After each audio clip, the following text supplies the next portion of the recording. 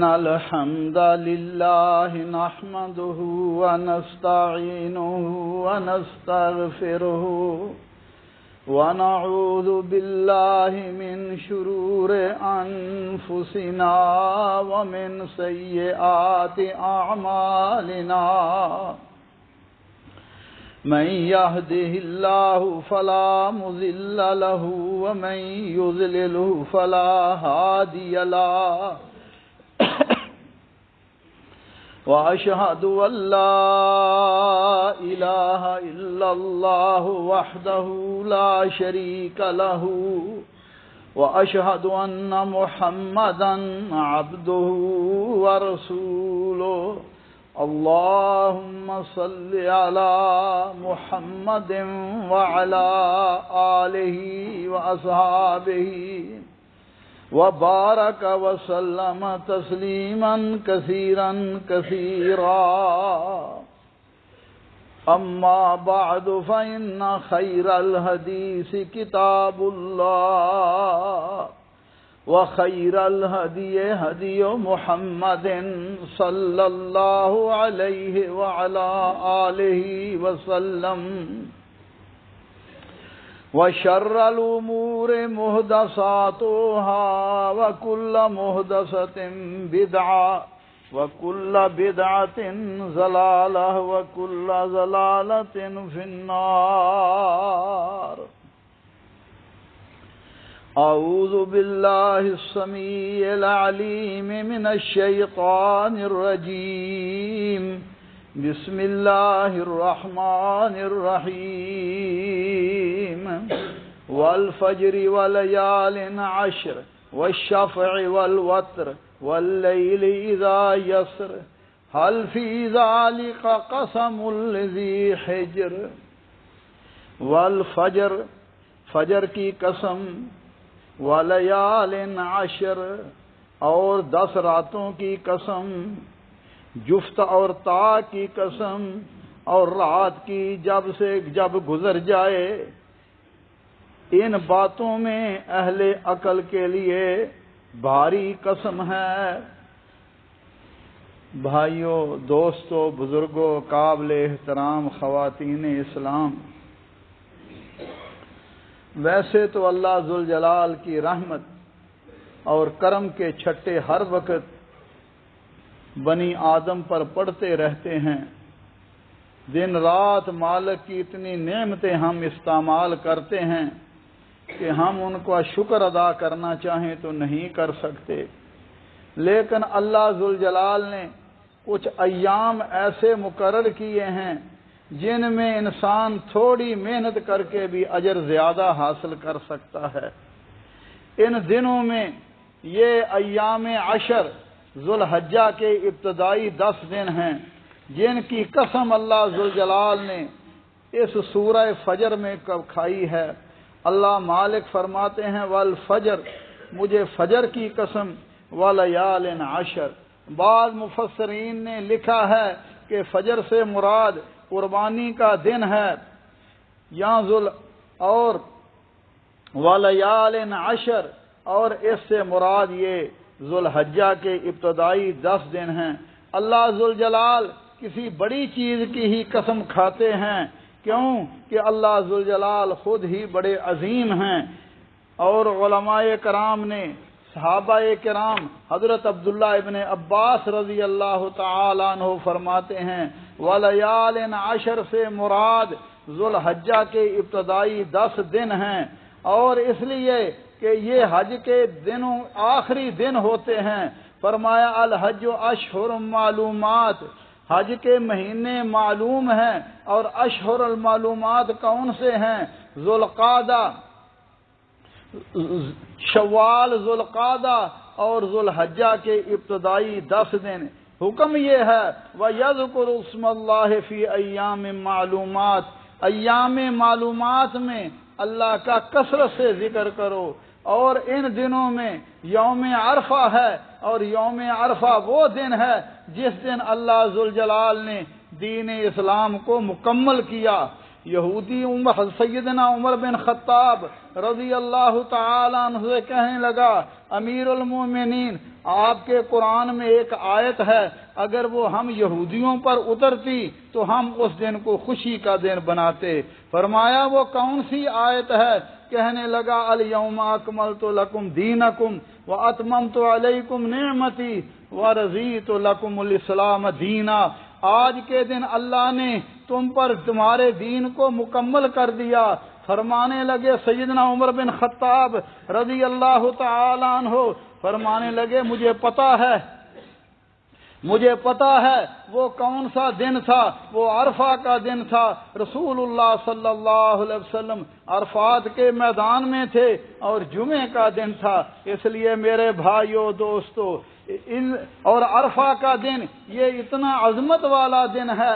رسول اللہ صلی اللہ علیہ وسلم نے فرمایا ما من یوم اکثر من ان یعتق اللہ فیہ عبدا من النار من یوم عرفہ، کوئی ایسا دن نہیں جس میں یوم عرفات کے دن سے زیادہ اللہ ذوالجلال لوگوں کو جہنم سے آزاد کرتے ہیں۔ میرے بھائیوں دوستو، اختصار کے طور پر کچھ گزارشات عرض کروں گا۔ ان دنوں کی اللہ ذوالجلال کے ہاں بہت ہی زیادہ قدر ہے۔ حضرت جابر فرماتے ہیں رسول اللہ صلی اللہ علیہ وسلم نے فرمایا افضل الایام الدنیا ایام العشر، یعنی عشر ذی الحجہ۔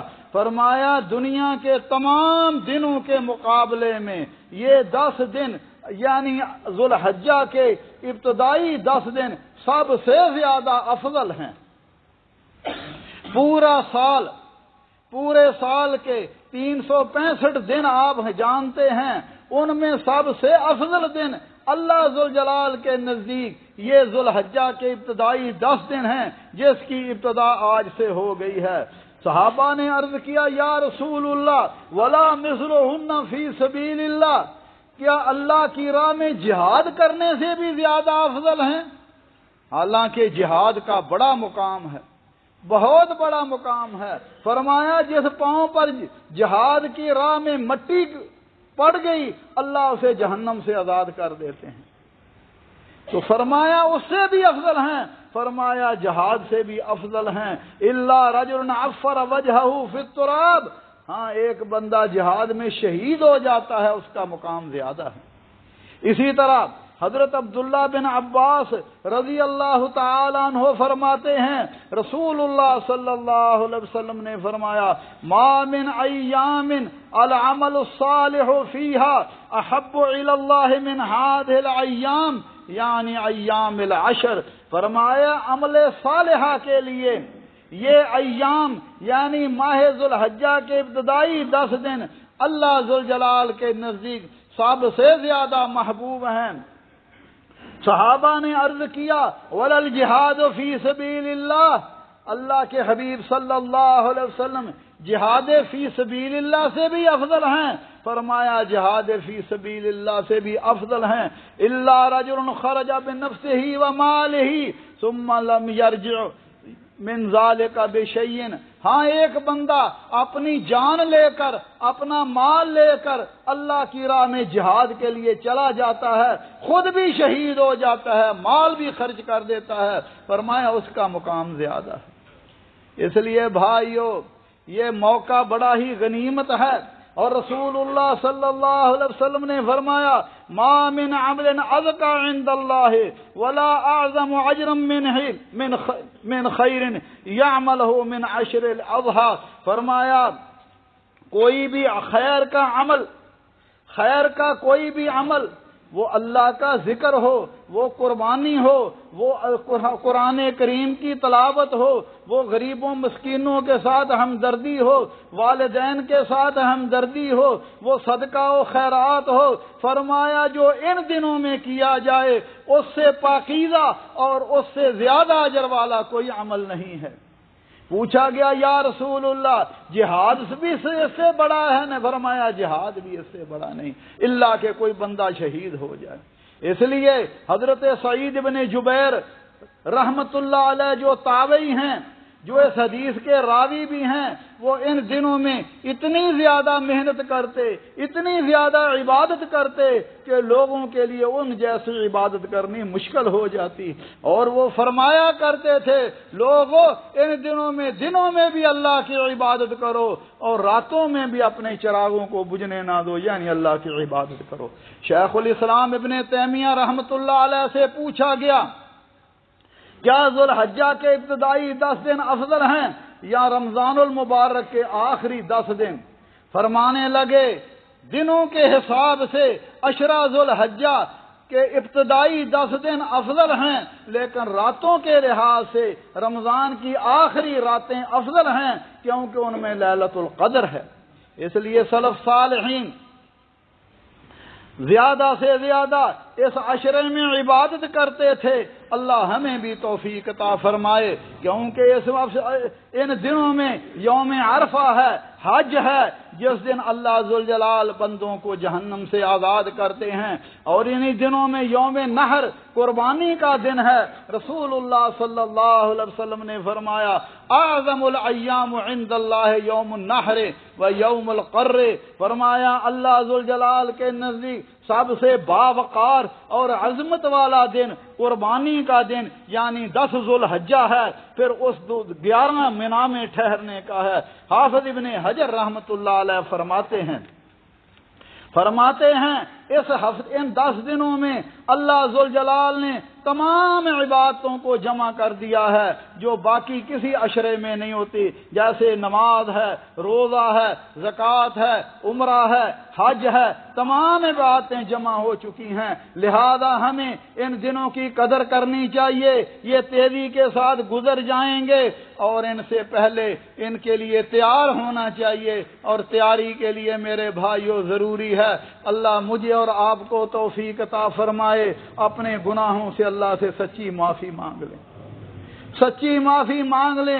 جب گناہ پر گناہ بھی ہوں اور پھر انسان عبادت کرتا ہے، اس کا نہ اتنا اجر ملتا ہے اور نہ ہی انسان کے دل میں کی دنیا بدلتی ہے۔ اس لیے ضروری ہے انسان اللہ سے سچی توبہ کرے، اس گناہ کو چھوڑ دے، آئندہ نہ کرنے کا ارادہ کرے۔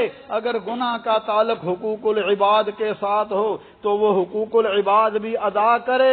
لہذا ان دنوں میں زیادہ سے زیادہ عبادت کرنی چاہیے۔ ہمارے اسلاف 3 عشروں کی بڑی قدر کیا کرتے تھے، رمضان المبارک کے آخری 10 دن، اس طرح ذوالحجہ کے ابتدائی 10 دن، محرم کے پہلے 10 دن، پھر انہی دنوں میں روزہ رکھنے کی بھی بڑی فضیلت ہے۔ اور رسول اللہ صلی اللہ علیہ وسلم نے فرمایا تھا ما من عبد یصوم یوما فی سبیل اللہ الا بعد اللہ بذلک اليوم وجهه عن النار 70 خریفا، جو بندہ اللہ کو راضی کرنے کے لیے ایک دن کا روزہ رکھتا ہے، اللہ ذوالجلال اس کے چہرے کو جہنم سے 70 سال کی دوری پر دور کر دیتے ہیں۔ لیکن ان 10 دنوں کے بارے میں اما جان فرماتی ہیں کان رسول اللہ صلی اللہ علیہ وسلم یصوم 9 ذی الحجہ و یوم عاشوراء و 3 ایام من کل شہر، نبی صلی اللہ علیہ وسلم ذوالحجہ کے 9 دنوں کا روزہ رکھا کرتے تھے، اسی طرح یوم عاشوراء کا اور ہر ماہ میں 3 کا۔ لہذا جن بھائیوں کو اللہ نے توفیق عطا فرمائی ہے، سخت گرمی ہے لیکن جو روزہ رکھ سکتے ہیں زیادہ سے زیادہ ان دنوں میں روزے رکھیں۔ اسی طرح یوم عرفہ 9 ذوالحجہ کے روزے کے بارے میں خاص طور پر رسول اللہ صلی اللہ علیہ وسلم نے فرمایا صوم یوم عرفہ احتسب علی اللہ ان یکفر سنۃ التي قبلہ والتي بعدہ، فرمایا یوم عاشوراء 9 ذوالحجہ، یوم عاشوراء نہیں یوم عرفہ، یوم عرفہ 9 ذوالحجہ کے روزے کے بارے میں مجھے اللہ سے امید ہے اللہ ذوالجلال پچھلے 1 سال اور آنے والے 1 سال کے گناہوں کا کفارہ بن جائے گا۔ اسی طرح رسول اللہ صلی اللہ علیہ وسلم نے فرمایا صوم یوم عرفہ یکفر سنتین ماضیہ و مستقبلہ، یوم عرفہ کا روزہ فرمایا 2 سالوں کے گناہوں کا کفارہ ہے۔ اسی طرح ان دنوں میں زیادہ سے زیادہ نفل نماز پڑھنی چاہیے۔ نفل نماز پڑھنے سے نبی صلی اللہ علیہ وسلم نے فرمایا جب بندہ فرائض ادا کرتا ہے، فرائض ادا کرتا ہے جن پر میں نے فرض کیا ہے، تو بندہ میرا تقرب حاصل کرتا ہے، مجھے سب سے زیادہ پیارا اور محبوب ہو جاتا ہے۔ اور فرمایا وما یزال عبدی یتقرب الی بالنوافل حتی احبہ، حتی پھر بندہ نفل نوافل پڑھتا ہے اور میرا محبوب بن جاتا ہے، میرے قریب ہو جاتا ہے۔ اور رسول اللہ صلی اللہ علیہ وسلم نے فرمایا جو بندہ ما من مسلم یتوضا فیحسن الوضوء، جو بندہ اچھے طریقے سے وضو کرتا ہے، ثم یقوم فی صلاتہ فیعلم ما یقول، پھر نماز میں کھڑا ہو جاتا ہے اور جو پڑھتا ہے اس کو اس کے معنی کا پتہ ہوتا ہے، اس کے مفہوم کا پتہ ہوتا ہے۔ یہ نہیں ہے کہ ساری نماز بھی پڑھ گیا اور اس کو پتہ ہی نہیں کہ کیا پڑھا ہے۔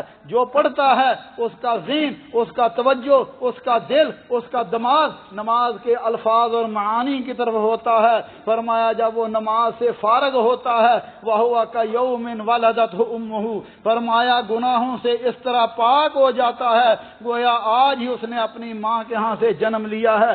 اسی طرح میرے بھائیو دوستو، ان دنوں میں زیادہ سے زیادہ اللہ کا ذکر کرنا چاہیے، کثرت سے اللہ کو یاد کرنا چاہیے۔ رسول اللہ صلی اللہ علیہ وسلم نے فرمایا ما من ایام اعظم عند اللہ ولا احب الیہ العمل فیہن من هذه الایام العشر، فرمایا اللہ کے نزدیک نہایت ہی عظمت والے اور محبوب دن یہ ایام عشرہ ذی الحجہ کے مقابلے میں فرمایا اور کوئی دن نہیں ہے، لہذا پھر کیا کرنا چاہیے؟ فرمایا فاکثروا فیہن من التہلیل والتکبیر والتحمید، فرمایا ان دنوں میں زیادہ سے زیادہ لا الہ الا اللہ، اللہ اکبر، الحمدللہ کہنا چاہیے۔ اور رسول اللہ ذکر کا بڑا ہی فائدہ ہے۔ نبی صلی اللہ علیہ وسلم نے فرمایا اللہ فرماتے ہیں انا عند ظن عبدی بی وانا معه اذا ذکرنی، فرمایا میں بندے کے ساتھ وہی معاملہ کرتا ہوں جو بندہ مجھ سے توقع کر لے، مجھ پر یقین کر لے، مجھ پر اعتماد کر لے۔ ہمارے شیخ حضرت مولانا یحییٰ شرک پوری رحمہ اللہ فرمایا کرتے تھے اگر بندہ اس یقین اور اعتماد کے ساتھ اپنے ہاتھوں کو اٹھائے، اللہ ذوالجلال سے دعا کرے یا اللہ میں نے ہاتھ اٹھائے ہیں، میرے ہاتھوں کو خالی نہ لٹانا، اللہ ذوالجلال اس کی دعا کو قبول کر لیتے ہیں۔ اس لیے فرمایا جو بندہ مجھ سے جیسا یقین کر لے، اگر ڈھیلا ڈالا یقین ہو، یا اللہ اگر تو چاہیں میری دعا قبول کر لیں، نہ چاہیں، اللہ کے نبی صلی اللہ علیہ وسلم نے فرمایا تھا ادعوا اللہ وانتم موقنون بالاجابہ، فرمایا اللہ سے ایسے دعا کرو کہ تمہیں اس کی قبولیت کا یقین ہو۔ فرمایا اس طرح دعا کرتا ہے اللہ ذوالجلال اس کے ساتھ ویسا ہی معاملہ کرتے ہیں۔ اور فرمایا وَأَنَا مَعَهُ إِذَا ذَكَرَنِي، جب بندہ مجھے یاد کرتا ہے میں اس کے ساتھ ہوتا ہوں، میری نصرت، میری تائید، میری مدد اس کے ساتھ ہوتی ہے۔ لہذا ان دنوں میں زیادہ سے زیادہ اللہ کا ذکر کرنا چاہیے۔ رسول اللہ صلی اللہ علیہ وسلم نے فرمایا 4 کلمے اللہ کو بڑے ہی پیارے ہیں، بڑے ہی محبوب ہیں، سبحان اللہ والحمد للہ ولا الہ الا اللہ واللہ اکبر۔ رسول اللہ صلی اللہ علیہ وسلم معراج پر تشریف لے گئے، سیدنا ابراہیم علیہ السلام سے ملاقات ہوئی، فرمایا اے محمد اپنی امت کو میری طرف سے سلام کہنا اور انہیں کہنا جنت کی زمین بڑی میٹھی ہے، بہت اچھی ہے، پانی میٹھا ہے لیکن بالکل ہموار ہے، سبحان اللہ والحمد للہ ولا الہ الا اللہ واللہ اکبر پڑھنے سے اس میں شجر کاری کی جا سکتی ہے۔ اور نبی صلی اللہ علیہ وسلم نے فرمایا جو بندہ یہ کلمات پڑھ لے، فرمایا لا الہ الا اللہ واللہ اکبر سبحان اللہ والحمد للہ ولا حول ولا قوت الا باللہ الا کفرت عنہ ذنوبہ،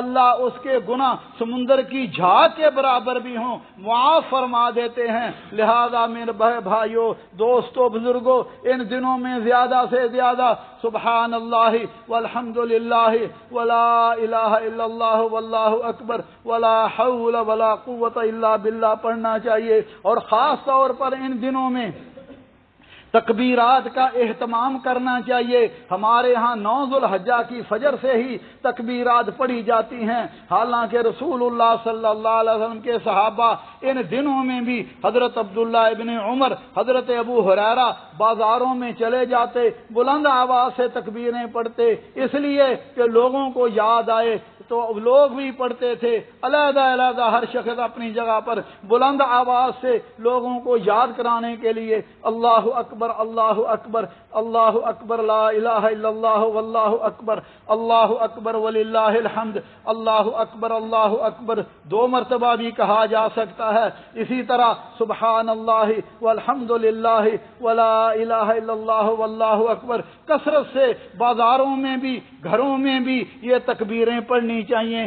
آج یہ تکبیریں لوگوں میں بھول چکے ہیں، اور اگر انسان ان کو پڑھتا ہے اور تو نبی صلی اللہ علیہ وسلم نے فرمایا جس نے میری مردہ سنت کو زندہ کیا اور اس پر عمل کرنے والے کے برابر ثواب دیا جائے گا، دونوں کے ثواب میں کمی نہیں ہوگی۔ لیکن خاص طور پر 9 ذو الحجہ کی فجر سے لے کے ایام تشریق کے آخر تک، ایام تشریق 13 ذو الحجہ کی عصر کی نماز تک، ہر نماز کے بعد بلند آواز سے تکبیریں پڑھنی چاہیے، اور یہ تکبیریں اجتماعی طور پر نہیں، انفرادی طور پر ہر بندہ پڑھے۔ اللہ ذوالجلال ہمیں عمل کی توفیق عطا فرمائے۔ اقول قولی ھذا واستغفر اللہ لی ولکم ولسائر المسلمین من کل ذنب فاستغفروہ انہ ھو الغفور الرحیم۔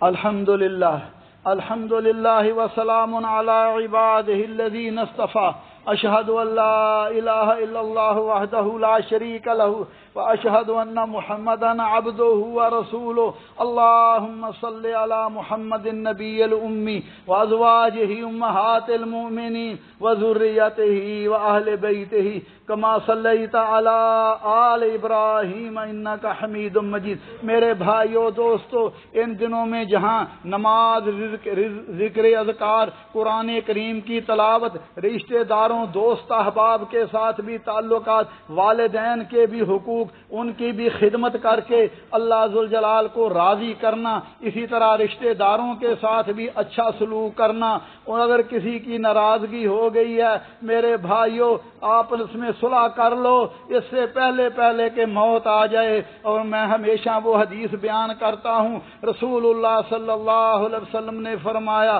ہر سوموار جمعرات کو اللہ جنت کے دروازے کھول دیتے ہیں، عام معافی کا اعلان کر دیتے ہیں، سوائے 2 لوگوں کے، ایک مشرک کے اور ایک ان 2 لوگوں کے جن کی آپس میں ناراضگی ہے۔ اللہ فرماتے ہیں ان کو صلح کر لینے دو، پھر ان کو بھی معاف کر دیا جائے گا۔ کتنا بد نصیب انسان ہے، عام معافی کا اعلان ہے اور یہ دل میں گانٹھ بنا کے حقد کی وجہ سے، حسد کی وجہ سے، چھوٹی چھوٹی باتوں پر، دنیاوی باتوں پر ناراض ہو کر بیٹھا ہوا ہے اور دل میں کینہ چھپائے بیٹھا ہے۔ اللہ ہمارے حال پر رحم فرمائے۔ اسی طرح میرے بھائیوں ان دنوں میں صدقہ و خیرات کا بھی اجر و ثواب بڑھ جاتا ہے۔ رسول اللہ صلی اللہ علیہ وسلم نے فرمایا ما نقصت صدقۃ من مال، کوئی بندہ صدقہ و خیرات کرتا ہے اس کے مال میں کمی نہیں ہوتی، بلکہ مال میں اللہ برکت عطا فرما دیتا ہے۔ برکتیں کیا ہیں؟ مال میں اضافہ ہو جاتا ہے، آنے والی مصیبتیں اللہ ٹال دیتے ہیں، اور صدقہ و خیرات فرمایا قیامت کے دن بندہ، قیامت کے دن جب کوئی سایہ نہیں ہوگا بندہ اپنے صدقے کے سائے میں ہوگا۔ اس لیے اپنے ماحول میں دیکھیں، اپنے بھائیوں بہنوں میں دیکھیں، غریب رشتہ داروں میں دیکھیں جو مستحق ہیں ان کو بھی صدقات دیں، ان کی بھی مدد کریں تاکہ ان کی عید بھی اچھی گزر سکے، وہ کپڑے بنا سکیں، وہ دیگر اپنے لوازمات پورے کر سکیں۔ اور اللہ مالک فرما رہے ہیں، فرمایا وَأَنفِقُوا مِمَّا رَزَقْنَاكُم مِّن قَبْلِ أَن يَأْتِيَ أَحَدَكُمُ الْمَوْتُ فَيَقُولَ رَبِّ لَوْلَا أَخَّرْتَنِي إِلَىٰ أَجَلٍ قَرِيبٍ فَأَصَّدَّقَ وَأَكُن مِّنَ الصَّالِحِينَ وَلَن يُؤَخِّرَ اللَّهُ نَفْسًا إِذَا جَاءَ أَجَلُهَا۔ فرمایا اس سے پہلے پہلے، موت سے پہلے پہلے اللہ کی راہ میں خرچ کر لو کہ جب موت آئے گی پھر کہے گا یا اللہ مجھے تھوڑی سی مہلت دے تاکہ میں بھی صدقہ و خیرات کر کے نیک بن جاؤں۔ فرمایا اب مہلت نہیں ہے، اب وقت گزر گیا ہے، تمہیں دنیا میں مہلت دی تھی، اس وقت تم بخیل بنا ہوا تھا، کا سمجھتا تھا کہ یہ مال ہمیشہ میرے پاس رہے گا۔ اسی طرح میرے بھائیو دوستو، رسول اللہ صلی اللہ علیہ وسلم نے فرمایا اذا رأیتم ہلال ذی الحجہ واراد احدکم ان یضحی فلیمسک عن شعرہ واظفارہ، فرمایا جب تم ذو الحجہ کا چاند دیکھ لو اور تمہارا قربانی کرنے کا ارادہ ہو تو اپنے بالوں کو اور ناخوں کو نہ کاٹو بلکہ چاند نکلنے سے پہلے ہی کاٹو۔ اس سے کیا مراد ہے کہ نہ ہی ناخنوں کو کاٹے، نہ ہی بالوں کو مونڈے، نہ ہلکے کرے، نہ ہی نوچے، اور جسم کے کسی بال کو بھی نہیں مونڈنا چاہیے، اور جب قربانی کر لے اس کے بعد یہ سارے کام کرے۔ حتیٰ کہ ابن سیرین رحمۃ اللہ علیہ اس بات کو بھی مکروہ سمجھتے تھے کہ عشرہ ذو الحجہ کے درمیان لوگ اپنے بچوں کے سروں کو مونڈائیں، اور جب قربانی کا ارادہ ہو تو ایک قربانی پورے گھر والوں کی طرف سے ہے، لہذا گھر کے تمام لوگوں کو چاہیے، گھر کے تمام افراد کو چاہیے کہ وہ اس پابندی پر عمل کریں تاکہ اجر و ثواب کے مستحق ہو سکیں۔ اسی طرح اگر کسی بندے کے پاس قربانی کی طاقت نہیں ہے تو سلف صالحین تو ادھار لے کر بھی قربانی کر لیا کرتے تھے، کیونکہ قربانی کا عمل بڑا ہی خیر کا عمل ہے، یہ دوبارہ نہیں آئے گا۔ اگر انسان کے پاس گنجائش ہو بعد میں قرضہ ادا کر لے، لیکن اگر کسی بندے کے پاس اتنی بھی طاقت نہیں ہے اور جی کرتا ہے، دل میں ہے کہ اگر میرے پاس گنجائش ہو میں قربانی کروں، تو رسول اللہ صلی اللہ علیہ وسلم نے فرمایا اگر کسی کے پاس قربانی کی استطاعت نہیں ہے تو وہ عشرہ ذی الحجہ میں اپنے بالوں کو اور ناخنوں کو نہیں کاٹتا، اللہ ذوالجلال، اور جب قربانیاں ہو جاتی ہیں اس وقت کاٹ لیتا ہے، اللہ ذوالجلال اس کی نیت کے مطابق اسے قربانی کا اجر و ثواب عطا فرما دیتے ہیں۔ اس لیے میرے بھائیو دوستو، وقت بہت تھوڑا ہے، اللہ نے اپنے فضل کا موقع ہمیں عطا فرمایا ہے، لہذا زیادہ سے زیادہ ان دنوں میں اللہ کی عبادت کر کے اللہ کو راضی کر لیں۔ ربنا ظلمنا انفسنا وان لم تغفر لنا وترحمنا لنكونن من الخاسرین۔ اللهم انك عفو تحب العفو فاعف عنا۔ اللهم فاطر السماوات والارض انت ولينا في الدنيا والآخرة، اللهم توفنا مسلمين والحقنا بالصالحين، اللهم ارنا الحق حقا وارزقنا اتباعا وارنا الباطل باطلا وارزقنا اجتنابه۔ رب کریم غفور رحیم، اللہ ہمارے گناہوں کو معاف فرما، یا اللہ دین پر استقامت نصیب فرما، اللہ ان دنوں میں زیادہ سے زیادہ نیکیاں حاصل کر کے تیرا تقرب حاصل کرنے کی، اللہ اپنا تقرب حاصل کرنے کی توفیق عطا فرما۔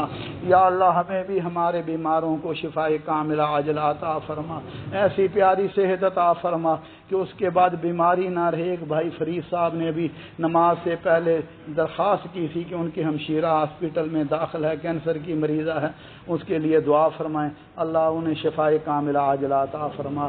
میری ہمشیرہ اور ام سعد کے لیے بھی دعا فرمائیں، اللہ ذوالجلال جتنے بھی مسلمان مرد عورتیں بیمار ہیں اللہ سب کو شفاء کاملہ عاجلہ عطا فرما۔ یا اللہ مرحومین پر رحم فرما، انہیں جنت الفردوس عطا فرما۔ اللہ ہمارے والدین میں جو زندہ ہیں انہیں صحت و عافیت ایمان عطا فرما، ان کی خدمت کر کے جنت حاصل کرنے کی توفیق عطا فرما۔ یا اللہ غزہ کے مسلمان، کشمیر کے مسلمان، جہاں جہاں مسلمان مجبور ہیں اللہ ان کی مدد فرما۔ اللہم اجعل هذا البلد آمنا مطمئنا وسائر بلاد المسلمین یا ارحم الراحمین۔ عباد اللہ رحمکم اللہ، ان اللہ یأمر بالعدل والاحسان وایتاء ذی القربى وینہی عن الفحشاء والمنکر والبغی یعظکم لعلکم تذکرون۔ اذکروا اللہ یذکرکم وادعوہ یستجب لکم ولذکر اللہ اکبر واللہ یعلم ما تصنعون۔